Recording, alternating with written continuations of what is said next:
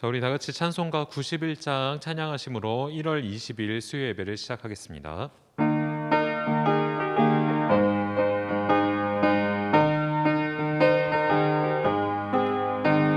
슬픈 마음 있는 사람 예수 이름 믿으면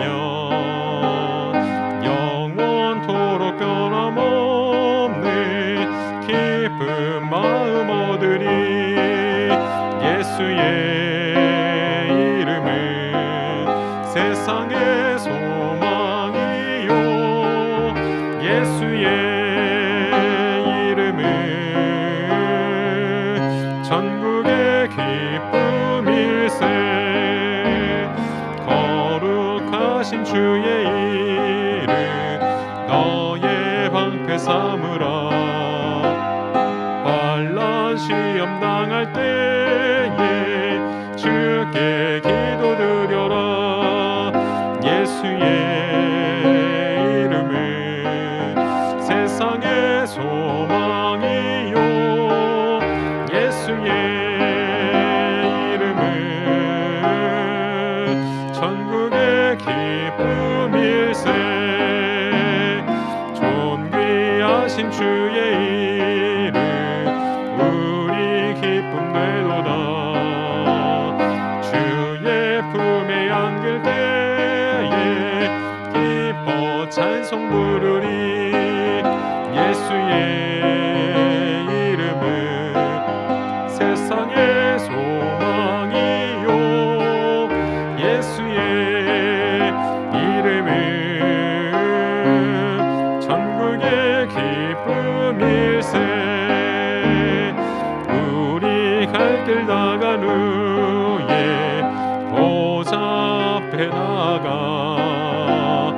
왕의 왕께 경배하며 멸류관을 드리리. 예수의 이름은 세상의 소망이요, 예수의 이름은 전국의 기쁨일세. 우리 이어서 찬송가 292장 한 장 더 찬양하겠습니다.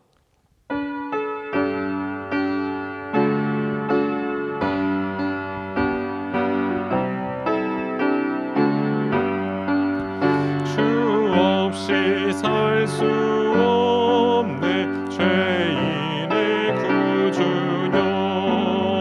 그 귀한 보배 피로 날 구속하소서.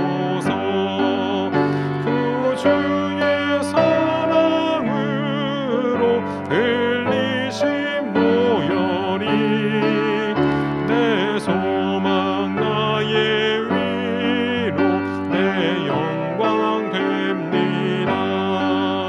주 없이 살 수 없네 나 혼자 못 서리. 힘없고 부족하며 지혜도 없도다. 내 주는 나의 생명 또 나의 힘이라.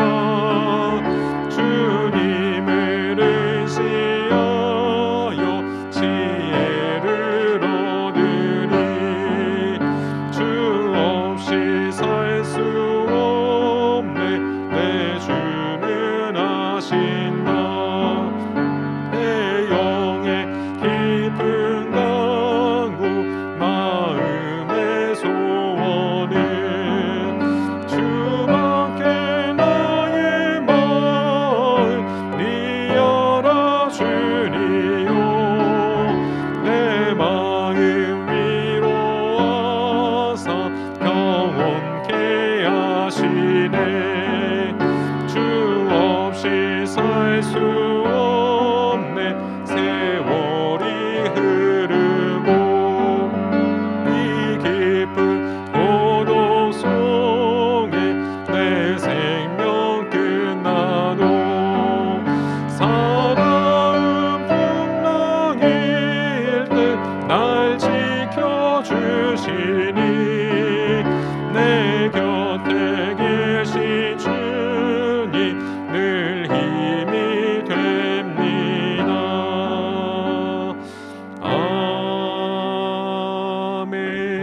아멘. 이 시간 예배를 위해 강민주 전사님 나오셔서 기도 드리시겠습니다.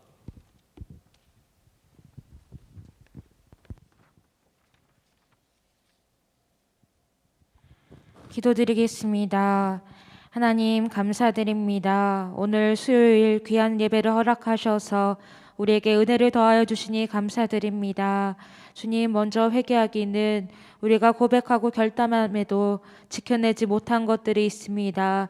이겨내지 못한 것들이 있습니다. 우리를 불쌍히 여겨주셔서 다시 한번 주님의 뜻 앞에 바로 서게 하시고 주님의 능력을 힘입어 말씀대로 온전히 살아가도록 도와주시옵소서.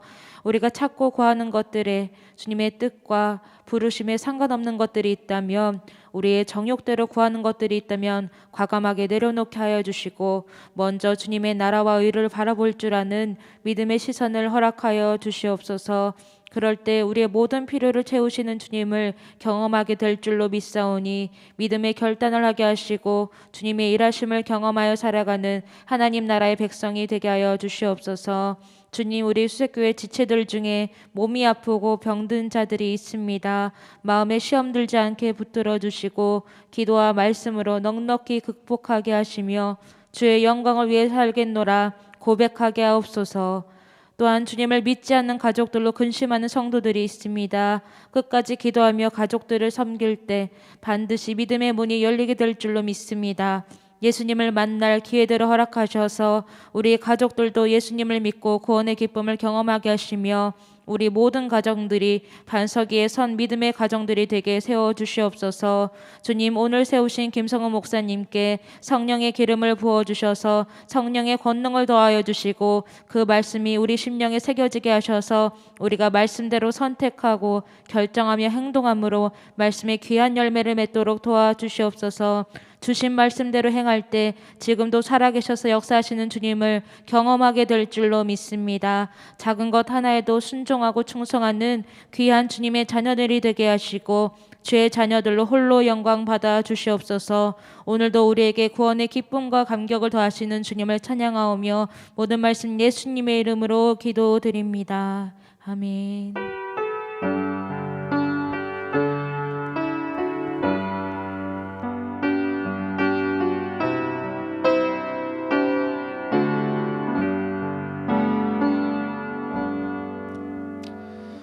오늘 우리에게 주실 하나님의 말씀은 마가복음 2장 1절부터 12절까지의 말씀입니다. 마가복음 2장 1절부터 12절까지의 말씀입니다. 신약성경 53페이지에 있습니다. 말씀을 봉독해 올리겠습니다.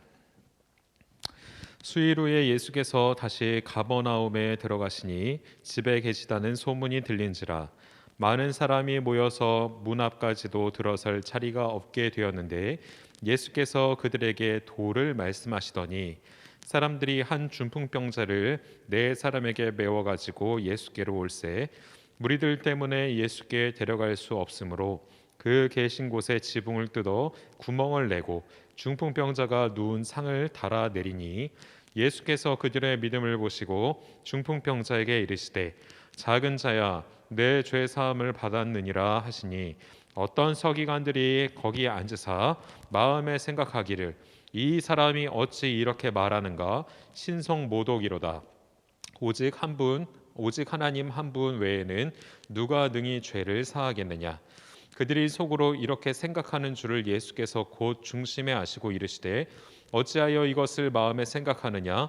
중풍병자에게 내 죄 사함을 받았느니라 하는 말과 일어나 내 상을 가지고 걸어가라 하는 말 중에서 어느 것이 쉽겠느냐. 그러나 인자가 땅에서 죄를 사하는 권세가 있는 줄을 너희로 알게 하려 하노라 하시고 중풍병자에게 말씀하시되 내가 내게 이르노니 일어나 내 상을 가지고 집으로 가라 하시니 그가 일어나 곧 상을 가지고 모든 사람 앞에서 나가거늘 그들이 다 놀라 하나님께 영광을 돌리며 이르되 우리가 이런 일을 도무지 보지 못하였다 하더라. 아멘. 오늘 마가복음 두 번째 강해 시간입니다.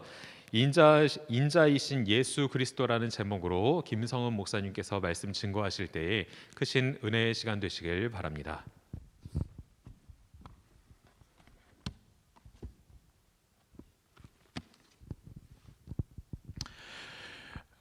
네, 오늘도 온라인을 통해서 함께 예배에 참여하시는 우리 모든 성도님들, 또 그 가정 가운데 하나님의 은혜가 충만하시기를 주님의 이름으로 축복합니다.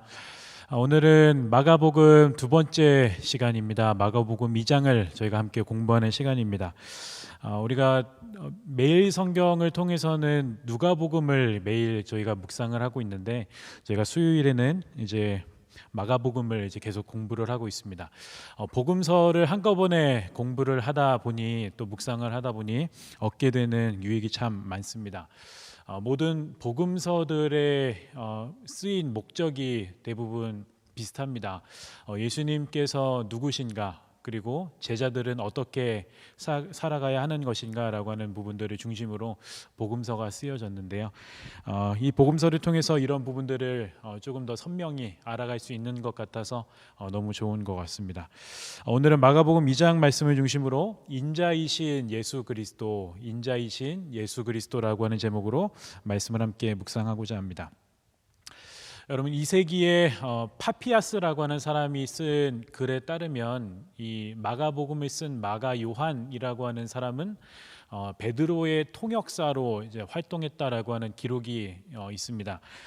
그래서 뿐만 아니라 이제 베드로전서에도 보면 베드로가 이제 마가를 향해서 내 아들이라고 하는 표현이 나오죠. 그래서 이런 정황들을 봤을 때에 베드로가 이제 인생의 말년에는 로마에서 이제 활동을 했는데, 로마에서 이제 베드로가 순교하기 전까지 이 로마에서 활동하면서 이 마가라고 하는 이 요한과 상당히 가깝게 지냈을 것이다라고 추측을 해볼 수가 있습니다. 마가는 아무래도 베드로와 가깝게 지내면서 베드로를 통해서 예수님에 대한 이야기를 많이 들었을 겁니다. 여러분도 아시는 것처럼 베드로는 예수님께서 아끼시는 제자였고 예수님과 가까운 사이였던 제자였죠.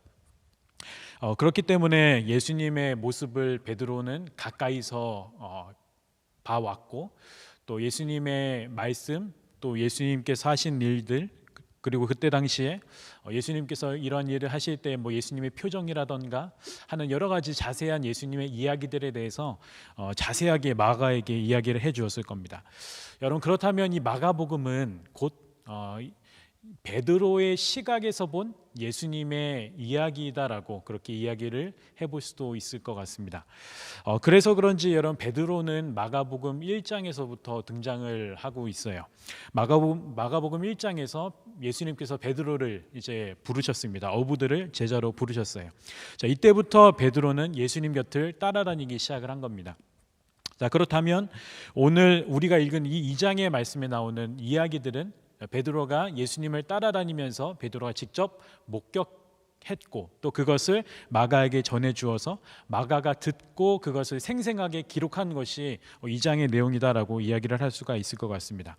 2장의 말씀은 크게 4개의 이야기로 나누어져 있는데요. 오늘 우리가 이야기들을 하나하나 자세하게 세밀하게 이야기를 나눌 수는 없지만, 우리가 여기에 나오는 이야기들을 짤막하게나마 살펴보면서 이 말씀들이 우리에게 어떠한 것을 교훈하는지에 대해서 잠시 살펴보는 시간을 가져보려고 합니다. 여러분, 오늘 우리가 읽은 본문인 이 첫 번째 이야기는 예수님께서 가버나움이라고 하는 동네에서 중풍병자를 고치신 이야기가 나오고 있습니다. 여러분, 가버나움은 예수님께서 갈릴리에서 활동을 하실 때에 베이스 캠프처럼 사용하셨던 지역이에요. 여기에 집을 두시고 이 가버나움을 중심으로 갈릴리에서 활동을 하셨습니다. 이 가버나움에 이 집에 계실 때에 많은 사람들이 이제 몰려들게 됩니다. 그래서 비집고 들어올 틈이 없을 정도로 사람들이 몰려들게 돼요. 그때에 이제 4사람이 중풍병자를 이렇게 들 것 같은 데다가 이제 들고 이제 예수님을 찾아오는데, 이제 도저히 사람이 많아서 비집고 들어갈 틈이 없다 보니까 이제 지붕 위로 올라가는 겁니다. 그때 당시에 집 구조는 이렇게 단층으로 되어 있어서 이렇게 지붕이 있고, 그 집 옆쪽에 이제 지붕으로 올라가는 계단이 있는 그런 방식이었습니다. 그래서 그 사람들이 중풍병자를 메고 이제 그 지붕으로 올라가는 거예요. 그래서 그 지붕을 뚫고 이제 지붕이 이게 흙으로 만든 거다 보니까 지붕을 뚫고 이제 중풍병자가 있는 그 들것을 달아 내리는 거예요. 자, 이 모습을 보시면서 이 광경을 보시면서 예수님이 뭐라고 말씀하셨냐, 어떻게 반응하셨냐 하면 그것이 오늘 말씀 5절입니다. 5절 말씀 보시면 예수께서 그들의 믿음을 보시고 중풍병자에게 이르시되 작은 자야 내 죄 사함을 받았느니라 하시니, 여러분 보시면 예수님께서 그들의 믿음을 보셨대요. 그들의 믿음. 예수님께서 이 중풍병자의 믿음을 보시고 이 사람을 고쳐주신 것이 아니라 예수님께서는 그들의 믿음, 이 중풍병자를 같이 메고 온 그 네 사람의 믿음을 보시고 이 중풍병자에게 내 죄가 사함을 받았다라고 그렇게 선포해 주시는 겁니다. 자, 이 장면을 보고 태클을 거는 사람들이 있었어요. 이 장면을 보고 율법학자들이 여러분 이상하게 여기는 겁니다. 왜냐하면 죄를 사하는 권세는 누구에게만 있냐면 하나님께만 있기 때문이에요. 근데 여러분 이 시골 출신의 이 청년이라고 할 수 있는 이 예수 그리스도가 내 죄가 용서받았다라고 선포하니 황당한 거죠. 이것을 아시고 나서 예수님께서 말씀을 하십니다. 그것이 8절과 9절입니다. 함께 읽어볼게요. 그들이 속으로 이렇게 생각하는 줄을 예수께서 곧 중심에 아시고 이르시되 어찌하여 이것을 마음에 생각하느냐, 중풍병자에게 내 죄 사함을 받았느니라 하는 말과 일어나 내 상을 가지고 걸어가라 하는 말 중에서 어느 것이 쉽겠느냐, 이렇게 말씀을 하십니다. 여러분 예수님께서 하신 말씀대로라면 여러분 중풍병자에게 내 죄 사함을 받았다라고 하는 말과 그리고 일어나 걸어라라고 하는 말 중에 여러분 어느 것이 더 쉬울까요? 여러분 보면 여러분 내 죄가 사함을 받았다라고 하는 말은 여러분 그 결과가 눈에 보이는 건가요? 안 보이는 건가요? 안 보이는 거죠. 여러분 그렇다면 일어나 걸어라라고 하는 말은 여러분 그 결과가 눈에 보이는 건가요? 안 보이는 건가요? 눈에 보이는 것이죠. 여러분 그렇다라고 한다면 쉬운 말은 내 죄가 사함을 받았다라고 한 말이 더 쉬운 말이에요. 왜냐하면 눈에 보이지 않는 것이기 때문에, 그 결과가 눈에 보이지 않는 거기 때문에 그렇습니다. 여러분 그런데 문제는 무엇이냐면 죄를 용서하는 그 권한이 누구에게 있는가라고 하는 문제예요. 죄를 용서하는 권한은 누구에게만 있냐면 하나님께만 있습니다. 이 백성들이 희생제사를 하나님께 드리고 이 백성들이 속죄제를 하나님께 드릴 때에 그 죄를 용서하시고 사하시는 그 권한은 하나님께만 있어요. 여러분 그렇다면 예수님께서 내 죄가 용서함을 받았다, 중풍병자에게 내 죄가 용서함을 받았다라고 말씀하셨다라고 하는 것은 곧 예수님께서 하나님의 권세를 가지고 계신다라고 하는 말이 됩니다. 여러분 예수님께서 보여주고 싶으신 것이 바로 이거예요. 바로 예수님은 누구신가? 예수님은 어떤 분이신가 하는 겁니다. 예수님은 어떤 분이신가? 그래서 그 뒤에 뭐라고 말씀하시냐면 10절에 보니까 그러나 인자가 땅에서 죄를 사하는 권세가 있는 줄을 너희로 알게 하려 하노라 하시고 중풍병자에게 말씀하시되, 예수님께서 보여주고 싶으신 것, 예수님께서 말씀해주고 싶으신 것이 바로 이겁니다.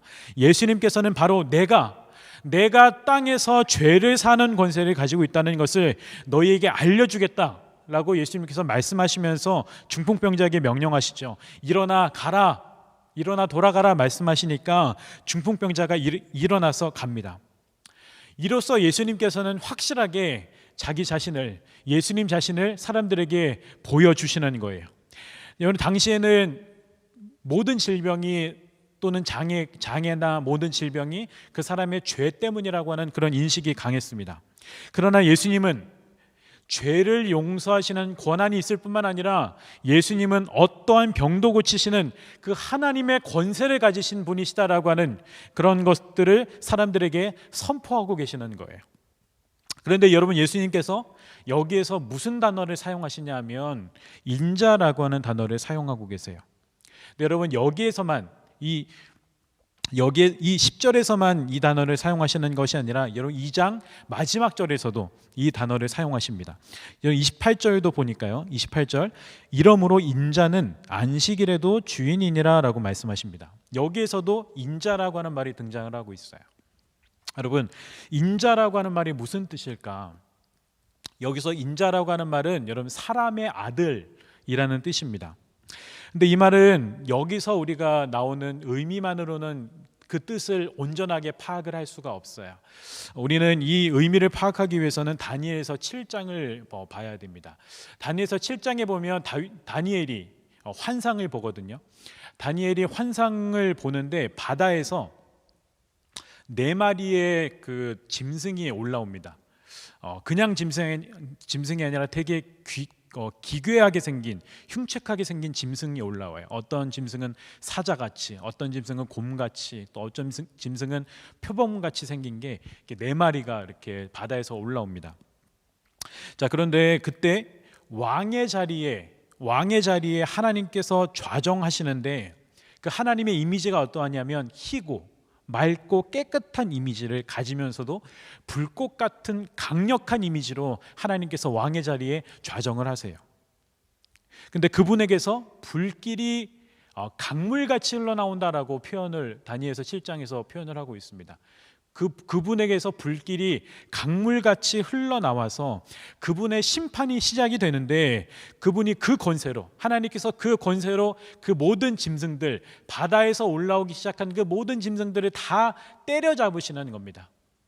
4번째 올라온 그 짐승은 아예 잡아서 아예 살해가 되고요. 나머지 짐승들은 그 권세가 다 빼앗긴 채로 그 생명은 연장돼서 이제 쫓겨나는 거예요. 그런데 바로 그때 새로운 인물이 등장을 합니다. 여러분 7장 13절과 14절 다니엘서 7장 13, 14절을 같이 보겠습니다. 내가 또 밤 환상 중에 보니 인자 같은 이가 하늘 구름을 타고 와서 옛적부터 항상 계신 이에게 나아가 그 앞으로 인도되매 그에게 권세와 영광과 나라를 주고 모든 백성과 나라들과 다른 언어를 말하는 모든 자들이 그를 섬기게 하였으니 그의 권세는 소멸되지 아니하는 영원한 권세요 그의 나라는 멸망하지 아니할 것이니라. 여러분 하나님께서 그 짐승들을 심판하시고 나서 인자 같은 이가 등장을 하는데 그가 하나님께로 나아갑니다. 그랬더니 하나님께서 그에게 그 인자 같은 이에게 영광과 권세를 주고 모든 백성들로 하여금 그를 경배하도록 하시는 거예요. 그래서 그 나라는 멸망하지 아니하는 영원한 나라가 된다라고 말을 하고 있습니다. 그렇다면 여러분 이 인자 같은 이란 누구인가? 여러분 인자 같은이라고 되어 있어요.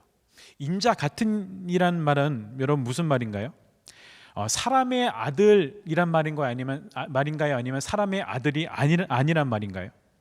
사람의 아들이 아니란 말이에요. 사람의 아들이 아닌데 사람의 아들 같이 내려온다라고 하는 말이죠. 그렇다고 한다면 이 인자 같은이라고 하는 말은 사람의 아들이 아니라 신적 존재인데 그 신적 존재가 사람의 아들의 모습을 한 신적 존재가 등장한다라고 하는 말입니다. 하나님께서는 이 사람의 아들의 모습을 한 이 신적 존재에게 하나님 나라의 그 왕의 권세와 영광을 다 주시고 모든 사람들로 하여금 그 인자 같으니 사람의 아들의 모습을 한 그에게 경배하게 하셨다라고 하는 겁니다. 그렇다면 여러분 이 인자 같으니 이분이 누구냐면 바로 예수 그리스도시죠.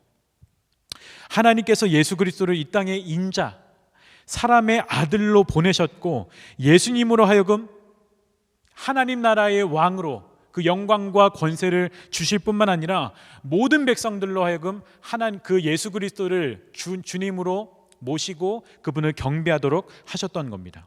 그래서 오늘날 저와 여러분들이 그 예수님을 주님으로 모시고 함께 이렇게 예배드리고 있는 것이죠. 오늘 말씀은 그 인자로 오신 예수님, 이 인자로 오신 예수님이 어떤 분이신지를 우리에게 이야기해 주고 있습니다. 여러분, 중풍병자 이야기를 통해서 그 인자로 오신 예수님이 어떤 분이신지를 우리에게 이야기해 주고 있어요. 그분은, 인자이신 예수 그리스도는 바로 땅에서 죄를 사하는 권세가 있으신 분이시다라고 하는 것을 선포하고 있습니다. 여러분, 지난번에 우리가 로마서를 공부할 때, 수요예배 때 또 말씀해 드렸죠. 예수님께서 이 땅 가운데 오셔서 지신 십자가의 의미는 이런 속량과 속죄의 의미가 있습니다. 속량이라고 하는 것은 무엇이냐면 값을 치르고 사들였다라고 하는 말이에요. 우리의 죄값을 다 치르고 우리를 사셨다. 그래서 우리가 자유롭게 되었다. 죄의 종이었던 우리를 값을 치르고 사셨으니 우리가 자유롭게 되었다라고 하는 뜻입니다. 그런가 하면 속죄라고 하는 말은 예수님이 대신해서 우리의 죄를 뒤집어 쓰셨다라고 하는 말이에요. 우리가 치러야 할 죄의 대가를 우리가 치르는 것이 아니라 예수님이 우리의 죄를 대신 뒤집어 쓰시고 우리를 대신해서 그 죄의 대가를 대신 치르신 거예요. 이 속량과 속죄, 이것이 여러분 십자가의 의미입니다. 십자가를 통해서 예수님께서 우리의 죄를 사하신 거예요. 여러분, 이것이 바로 인자가 하신 일이다. 이것이 바로 인자가 하신 일이다라고 선포하고 있습니다. 뿐만 아니라 예수님께서 마지막 절에서도 말씀하시죠. 인자는 안식일의 주인이다라고 선포를 하셨습니다. 여러분, 안식일에 제자들이 밀을 이렇게 까서 먹었더니 많은 이제 바리새인들이 비판을 하는 거예요. 안식일에는 분명히 너희가 일을 하지 말라라고 하나님께서 명령을 하셨는데 손으로 이제 밀을 까서 먹었다라고 하는 것은 추수 행위에 해당하는 일이기 때문에 너희는 안식일을 어긴 것이다라고 이제 바리새인들이 그렇게 비판을 하고 있는 것이죠.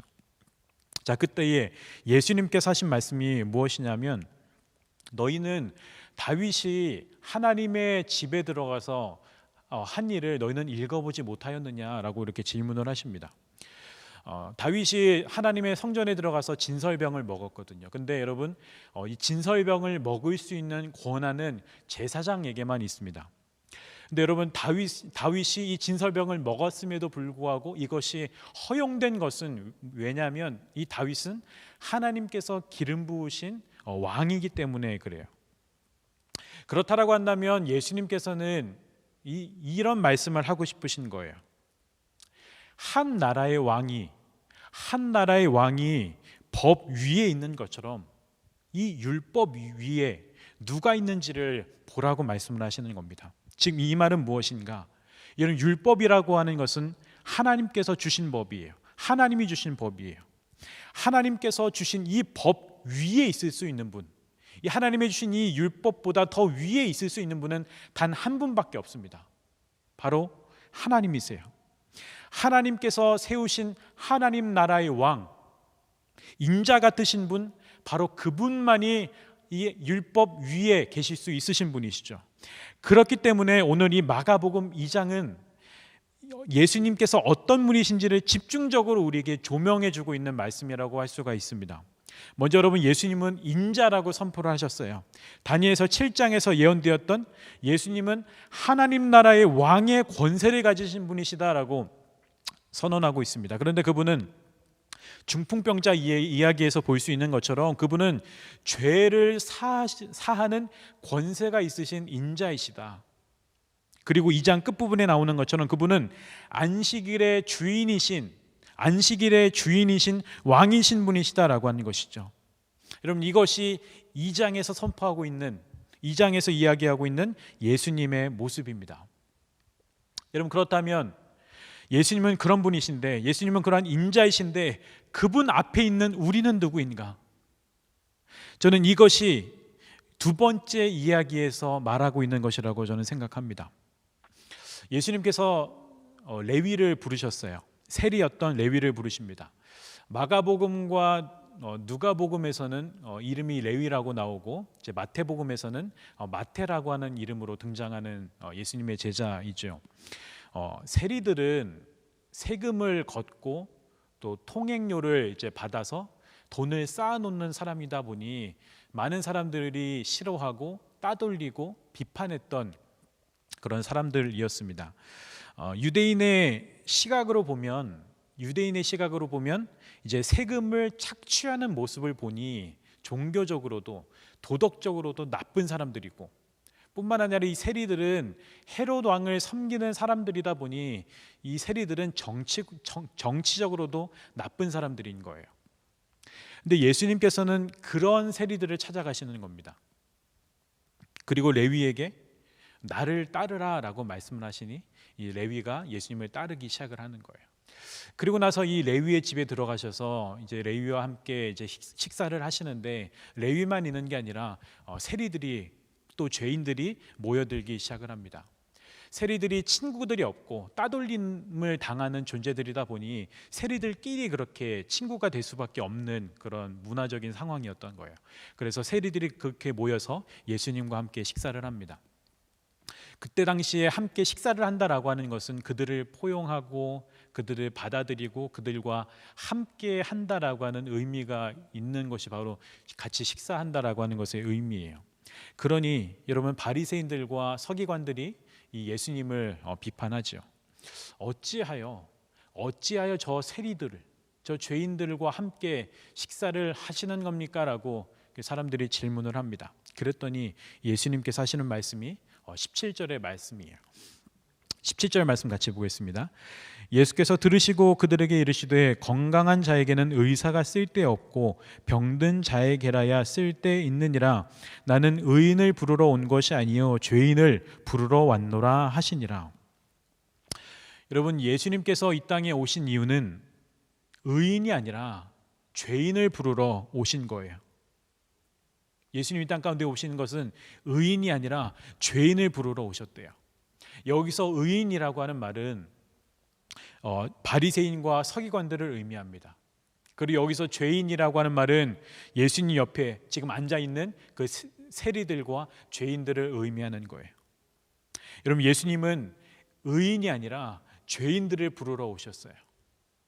그런데 저는 예수님의 이 말씀, 나는 의인이 아니라 죄인을 부르러 왔다라고 하는 이 말씀을 저는 이렇게 번역을 해보고 싶습니다. 어떻게 이야기하고 싶냐면 예수님께서 이렇게 말씀하시는 거예요. 나는 자기가 의인인 줄 착각하는 죄인을 부르러 온 것이 아니라 나는 자기가 죄인인 줄 아는 죄인을 부르러 왔다라고 말씀하시고 싶으신 거라고 저는 확신을 합니다. 사실 여기에 나오는 종교 지도자들 그리고 여기에 나오는 세리들은 다 똑같은 사람들이에요. 다 똑같은 죄인들입니다. 그런데 차이점이 있어요. 똑같은 죄인들이지만 종교 지도자들은 자기가 의인인 줄 착각하는 죄인들이고요, 여기에 나오는 세리들은 자기가 죄인인 줄 아는 죄인들이에요. 예수님은 그들에게 찾아가신 겁니다. 자기가 죄인인 줄을 아는 죄인들에게, 그리고 그들과 함께 하시는 거예요. 여러분, 우리는 그 예수님을 항상 만나면서 살아가야 됩니다. 만약 우리가 예수님을 만나고 살아가지 않는다면, 우리가 예수님을 대하고 살아가지 않는다면 우리의 모습은 이 종교 지도자들처럼 우리 자신이 의인인 줄 착각하며 살아가는 죄인의 모습으로 살아갈 수가 있습니다. 우리가 예수님을 정말로 만나면서 살아간다면, 정말 우리가 예수님을 모시고 살아간다면 우리는 그 거룩하신 분 앞에 설 때마다, 그 희고 깨끗하신 그분 앞에 설 때마다 우리의 죄인됨을 깨달을 수밖에 없어요. 얼마나 우리가 큰 죄인인지, 얼마나 우리가 더럽고 추악한 죄인인지, 그러나 그런 우리에게 하나님께서 얼마나 크신 은혜를 주셨는지, 죄인으로서 죽은 우리를 위해 얼마나 어마어마한 은혜를 우리에게 주셨는지를 우리는 예수님을 만나면서, 예수님을 보면서 우리는 깨달을 수밖에 없다라고 하는 것이죠. 여러분, 팀 켈러 목사님이 그런 이야기를 하셨습니다. 우리가 성경을 읽을 때 내가 잘하고 있구나 라고 하는 것을 깨닫는다면 그건 성경을 잘못 읽고 있는 것이다 라고 그렇게 말씀을 하시더라고요. 마찬가지입니다. 우리가 예수님을 만날 때에, 우리가 하나님 앞에 섰을 때에, 예수님 앞에 섰을 때에, 내가 잘하고 있구나 라고 하는 것을 깨달을 수가 도저히 없는 거예요. 우리가 예수님을 정말로 만나면서 살아간다면 우리는 내가 잘하고 있구나라고 하는 것을 깨닫기보다는 나는 여전히 죄인이구나, 나는 늘 똑같구나, 나는 여전하구나, 그러나 그런 나를 위해 이토록 큰 은혜를 주셨구나, 이 더러운 나를 위해 우리 주님께서는 이토록 큰 은혜를, 어마어마한 은혜를 우리에게 주셨구나라고 하는 것을 깨달을 수밖에 없어요. 저와 여러분들은 예수님에게서 그런 은혜를 받은 사람들입니다. 저는 그러한 죄인됨을 깨달은 사람들, 죄인됨을 깨달은 이들에게 필요한 말씀이 여러분 21절과 22절이라고 확신합니다. 21절, 22절 우리 같이 읽어보겠습니다. 생배 조각을 낡은 옷에 붙이는 자가 없나니 만일 그렇게 하면 기운 새 것이 낡은 그것을 당기어 헤어짐에 더하게 되느니라. 새 포도주를 낡은 가죽 부대에 넣는 자가 없나니 만일 그렇게 하면 새 포도주가 부대를 터뜨려 포도주와 부대를 버리게 되리라. 오직 새 포도주는 새 부대에 넣느니라 하시니라. 여러분 잘 아시는 말씀이죠. 여러분 새 옷감을 낡은 옷에 기우게 되면 새 옷감도 망치고 낡은 옷도 망치게 됩니다. 또한 여러분 새 포도주를 낡은 가죽 부대에 넣으면 낡은 가죽 부대가 터져서 가죽 부대도 망칠 뿐만 아니라 새 포도주도 버리게 될 수밖에 없어요. 둘 중에 하나를 선택해야 됩니다. 낡은 것을 선택하든 새 것을 선택하든 둘 중에 하나를 선택해야 돼요. 여러분 예수님께서 새로운 시대를 시작하셨습니다. 예수님이 이 땅 가운데 오심으로 말미암아 새로운 시대가 시작되었어요. 이전 것은 지나가고 완전히 새로운 시대가 시작되었습니다. 바로 그 시대가 바로 이 땅에 임한 하나님의 나라예요. 우리는 선택해야 됩니다. 낡은 시대 정신을 가지고 살아갈 것인가, 이 시대를 본받아서 낡은 시대 정신을 가지고 이 땅을 살아갈 것인가, 아니면 새로운 시대를 시작하신 예수님의 정신과 예수님의 가르침을 따라서 우리가 살아갈 것인가, 낡은 종교 테두리 안에서 살아갈 것인가, 아니면 새롭게 예수님을 주님으로 모시는, 예수님을 주인으로 모시는 진정한 하나님 나라의 백성으로, 하나님 나라의 자녀로 살아갈 것인가 라고 하는 것을 우리는 선택해야 된다라고 하는 것입니다. 죄인됨을 깨달았다면, 그래서 하나님의 은혜가 얼마나 어마어마한 것인지를 깨달았다면 이제는 선택해야 되는 거예요. 낡은 것을 선택할 것인가, 아니면 새 것을 선택할 것인가, 어느 길을 따라 살아갈 것인가 선택해야 된다라고 하는 것입니다. 코로나 시대를 지나면서 이제 교회가 너무 많이 변하게 되었습니다. 이제 많은 사람들이 예견하기를 이제 우리가 예전처럼 신앙생활 할 수 있는 시대는 이제 지났고, 이제 앞으로는 새 옷을 입어야 되고, 앞으로는 이제 새로운 시대가 이제 될 것이다라고 하는 그런 많은 미래학자들이 그렇게 이야기를 하고 있습니다. 앞으로 교회가 어떤 옷을 입게 될지, 또 앞으로 교회가 어떻게 변화되게 될지는 아무도 모릅니다. 그러나 여러분, 중요한 것은 본질은 변하지 않습니다. 어떻게 변할지라도, 이 세상이 어떻게 변할지라도, 우리의 신앙생활 방식이 어떻게 변할지라도, 또는 교회가 어떤 옷을 입게 될지라도 우리는 이 본질을 붙들고 살아가면 되는 거예요. 이 기독교의 본질, 우리가 붙들어야 될 이 본질이 오늘 우리가 읽은 이 마가복음 2장에 다 나타나 있는 겁니다. 정리해 드릴게요. 첫 번째, 예수 그리스도는 인자이시다. 그 인자이신 예수 그리스도는 우리 죄를 사하시는 분이시고, 그 인자이신 예수 그리스도는, 그 인자라고 하는 그 말의 의미처럼 바로 하나님 나라의 왕이시다. 다니엘서 7장에 그렇게 나오는 것처럼 그분은 하나님 나라의 영원한 왕이시다라고 하는 것이죠. 그렇다면 두 번째, 그분 앞에서 우리는 어떠한 존재이냐? 그분 앞에서 우리는 은혜 입은 죄인이라고 하는 것이죠.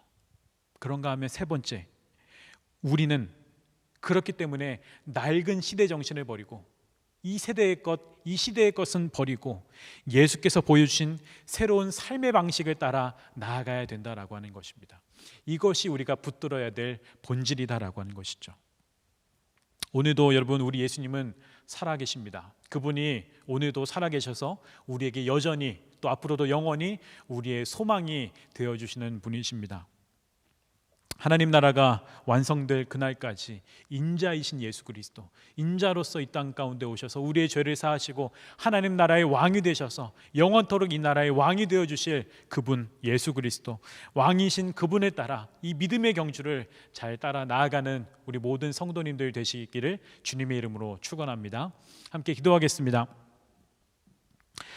하나님, 오늘 마가복음 2장을 통해서 예수님은 누구신지, 또 우리는 누구인지, 또 우리가 어떻게 살아가야 하는지에 대한 기독교의 본질을 우리가 다시 한번 살펴보는 시간을 가지게 해주시니 감사합니다.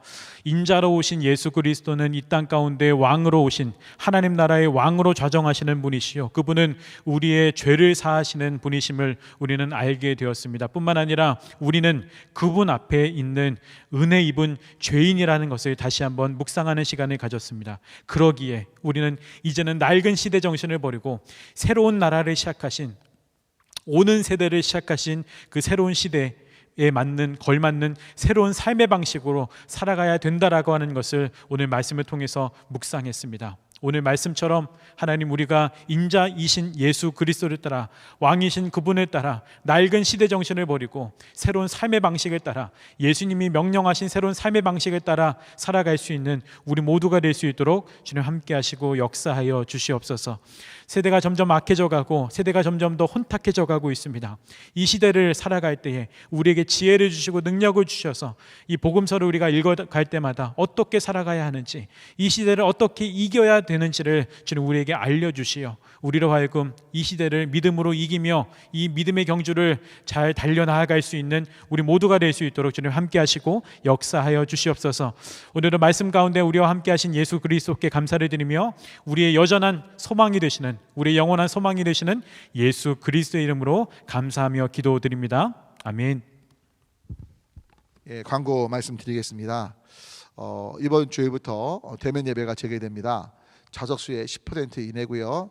방역 수칙을 꼭 정말 잘 지켜주셔서 여러분들 정말 이 코로나 저희가 오랫동안 같이 함께 했었고, 또 정부도 또 의료진들 정말 애쓰고 계신데 누가 되지 않도록, 또 지역 주민들께 누를 끼치지 않도록 여러분 정말 모든 것을 잘 지켜주시고, 특별히 문자 드린 대로 1부, 2부 이제 격주로 예배 드리게 되는데, 특별히 이번 주에 1부 참여하신 분은 2주 있다가 2부에 참석하시게 될 거고요.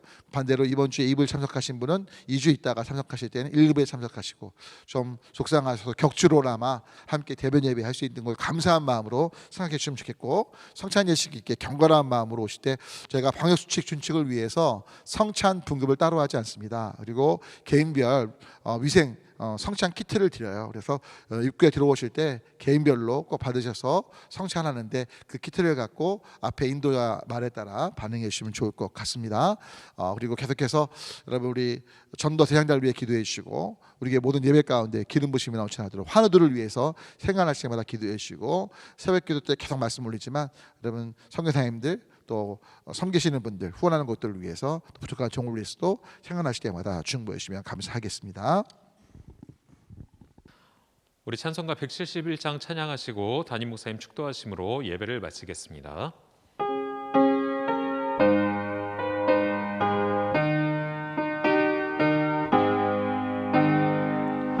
하나님의 독생자 예수 날 위하여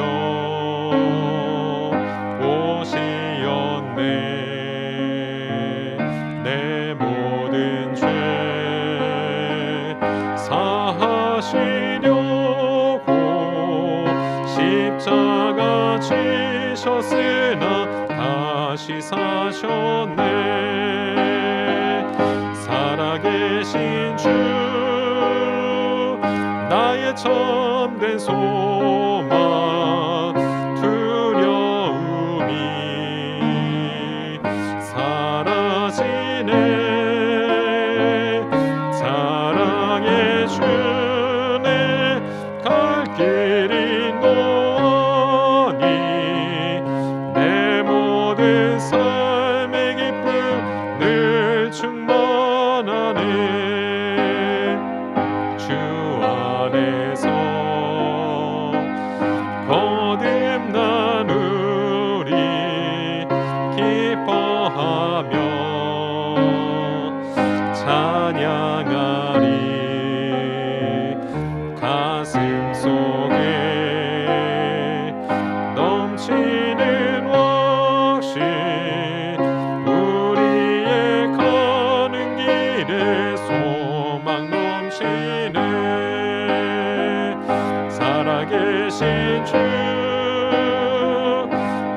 참된 소망 두려움이 사라지네. 사랑의 주네 갈 길이 너니 내 모든 삶의 기쁨 늘 충만하네. 선한 싸움 다 마친 후에 우리 주님 배우리라. 사망 권세 다 물리치고 주님이 다스리니 영광 넘치네. 살아계신 주 나의 참된 소망 두려움이 사라지네. 사랑의 주네 갈 길이 너니 내 모든 삶의 기쁨 늘 충만하네. 하나님, 오늘도 귀하신 목사님 통해서 정말 인자로서 사람의 아들로서 이 땅에 오셔서 정말 십자가의 구원의 은혜를 통해서 온 인류의 구원을 이루신 주님을 다시 한번 바라보게 하시니 감사합니다. 은혜 베푸셔서 죄 지은 것은 우리 것만 죄 없으신 예수님께서 우리의 죄를 대신 지셨음을 다시 한번 감사하면서 이제 예수님의 생명이 우리 안에 있기에 이제 예수님께서 주인 되시고 우리의 삶을 통해 십자가의 복음이 전해지기 위한 즐거운 또 감사한 온유와 겸손의 섬김이 우리 삶 가운데 있게 하셔서 생명 되신 그 주님, 우리 위해 죽으시고 부활하신 그 생명의 주님이 우리 통해 주변에 전해지는 놀라운 역사 있도록 복내려 주시옵소서. 이제는 우리를 사랑하사 우리 죄를 위하여 십자가에 달려 죽으시고 부활하사 영원히 우리와 함께 하시는 임마누엘 예수 그리스도의 놀라우신 십자가의 은혜와 우리를 사랑하는 이를 포기치 않으셔서 하나밖에 없는 아들을 주신 아빠 하나님의 무한하신 사랑과 우리의 힘과 소망과 위로와 능력이 되시며 우리로 예수 그리스도 안에 있는 생명을 누리고 이 생명을 전하도록 이끄시는 성령님의 감화 감동 위로 역사하심이 우리 예배에 참여하신 귀하신 한 분 한 분과 속가신 가정과 하시는 일들 가운데 우리 수익재단과 이 나라 이 민족 가운데 함께 하시길 간절히 축원하옵나이다. 아멘.